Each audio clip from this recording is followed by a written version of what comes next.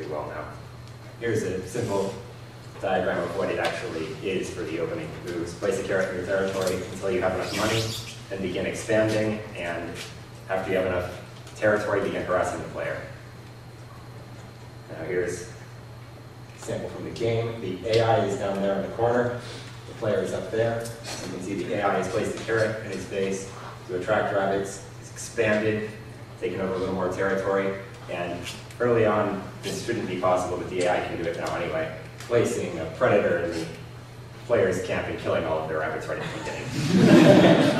I have not allowed that to continue.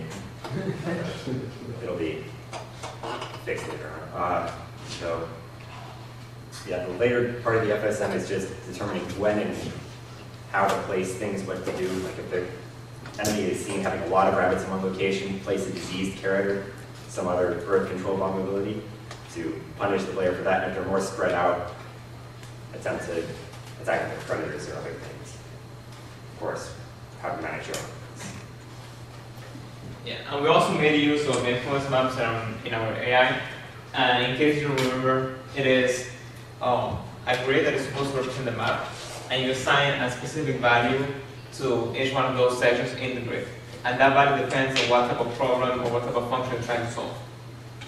And if you remember these pictures, because I stole them from the presentation that actually did this topic, but let's say that, for example, the triangles are resources, and all the shapes are soldiers, and you're trying to create an influence map of the resources in your field. Then the triangles are obviously going to influence the map, well, the soldiers are not. That's a very, very basic one. And why do we use influence maps? The thing is that the finite state machine knows what it needs to do, but it doesn't know the details of how to carry out. For example, it knows it needs to be aggressive at some point, it can make that decision, but it doesn't know how to be aggressive. And that's when the influence maps comes in. For example, let's say that for some reason the AI wants just to kill all the rabbits. It wants to be extremely aggressive with its own rabbits.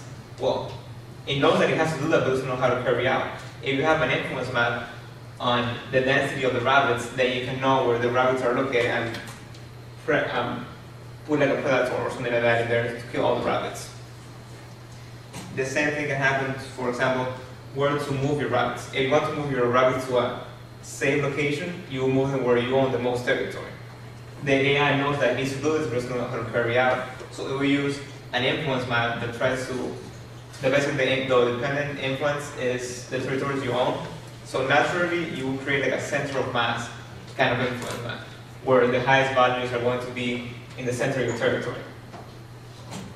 And so far, we have 3 different influence maps. We have one that is a rabbit density influence map, which is the first one I show you.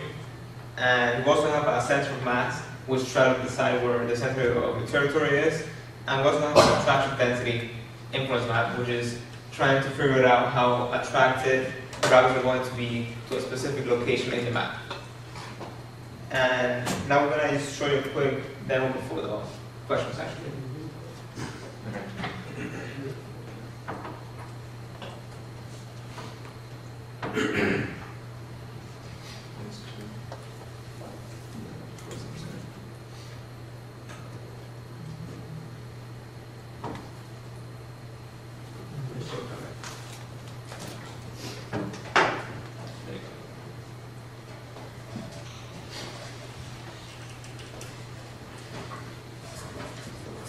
Alright, so there you go, a quick demo.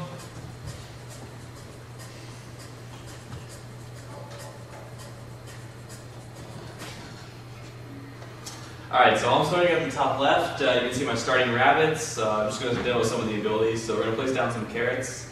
If you hit N, you can see the map what you currently own. So I'll even just leave that on. So you can see the computer player has already expanded a little bit. Alright, so let's go ahead and start expanding ourselves. So you can see the green territory is what we currently have available to expand. It's any territory the board use. So I'm going to go ahead and start expanding in this direction. And as you can see right now, our money is absurdly, for testing purposes, it's just going very quickly. So yeah. Okay, so if I use the carrot, you can see I could attract. Obviously, I wouldn't want to do this because I'd be attracting them off my property. But you can see they'll follow this carrot. Now watch, I'll go ahead and use a predator on the enemy, see what happens. I'll scare him off his territory. So, a wolf guy, see him running away in fear. So he's not getting any money for any of those rabbits anymore. Obviously, you would never be able to do this early in the game. It's a more expensive ability, but you get the idea. And I'm going to go ahead and use a disease carrot on my own population. You'll see the disease spread. First of all, I'll track them together a little more. And then, alright, so they'll turn. Oh yeah, one thing to notice is if they're blue, that means they're currently able to breed. So once a rabbit breeds, to keep everything from going out of control, they can't breed for a certain amount of time. So if they're green, that means they currently can't breed. If they're blue, that means they're fertile. So I'm going to go ahead and disease these guys. See how they're green? Alright, so, and if I wanted to, I could try and split the population with garlic. Make sure the disease guys get away from the rest of the guys. So I would essentially control the disease. Another thing you can do is a birth control bomb. So if I attract these guys together and then throw down a bomb, in 3 seconds it'll explode and make them all infertile.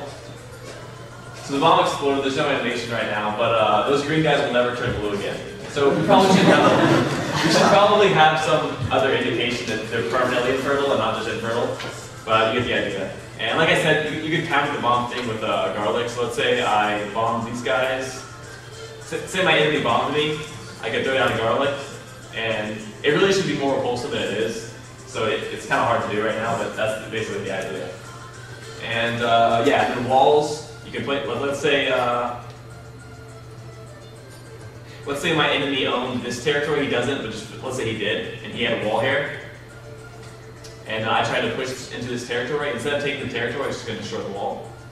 So you can stack walls and stuff to help defend your territories once you get to the point where both players are expanded. So that's essentially what we have. Right now the AI is basically completely in development still. Like we have the infrastructure there, but like it's really bad. We're just like testing different things out. So, and I'm not going to take time to my screen. It'll take forever. All right, so that's it. Questions? How do you actually get transform like neutral territory into your own territory? It's an ability. I didn't go over it. It's like you just hit T and then it costs some money and then it'll highlight everything you have you can possibly take and you just put it on the territory. Do you have rabbits on a territory and murder them? No, the rabbits, as long as they're on the territory, you get money, but you can take territory you don't have rabbits on. Basically, you want to take territory, because the more territory you own, the easier it is for you to have rabbits on your territory and get money for it. And you can spread them out so you don't get destroyed as easily. So you like start a different base and get a They have to expand. We have to expand. You can only expand the territory that borders your current territory, so you can't. And there's a degree of randomness in the way the rabbits move. Yeah, it's basically like every game loop, they'll have like a random vector, and then their random vector is augmented by all these different influence vectors. They're basically summed up, like all the different effects have these influence vectors on these rabbits, and they're all summed together. So that's why you see the rabbits, they have an obvious, like if there's a carrot, they'll go to it. There's also a degree of randomness, so it doesn't look like they're all just going straight towards it.